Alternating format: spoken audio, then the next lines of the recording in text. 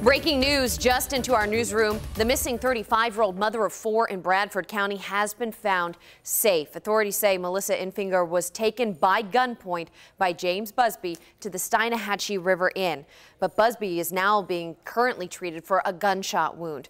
For more on these breaking details, let's go to our Juliet Dreyer. She's on the road right now to Taylor County. Juliet.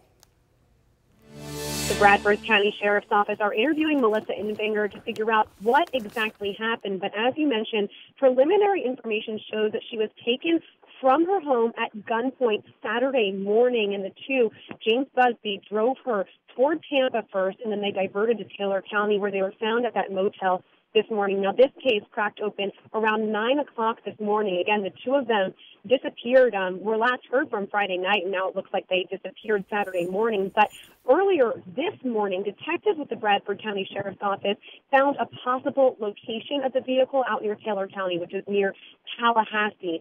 So the Taylor County Sheriff's Office responded, and that's where they found that car in a motel parking lot. So law enforcement, they went into the hotel room, and they found both of them alive, both Melissa Infinger and James Busby alive. And as law enforcement officers were getting Melissa out of the room, they say that James Busby grabbed a gun, and ultimately, after a brief standoff, he shot himself in the head. He was alive at the scene. He was airlifted to an area hospital. His current status is unknown. So right now we are making our way to that motel in Taylor County. But I did speak with earlier this morning Melissa's mother and her stepdad before they learned that Melissa had been found alive. And they told me that the two of them, James and Melissa, had been dating, but they had broken up about a month ago.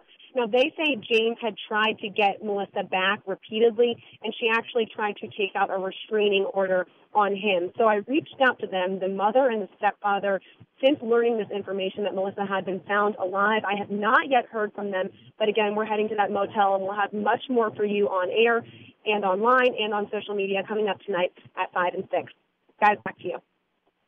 Thank you, Juliet. And learning a little bit more about the pair that Bradford County had been searching for. Police say the relationship between James Busby and Melissa Infinger was dangerous. And we spoke with Melissa's family, as Juliet alluded to there, by phone, and they think that Busby may have had some mental issues. And at one point, they accused him of slashing Melissa's tires and then posting compromising photos of her online.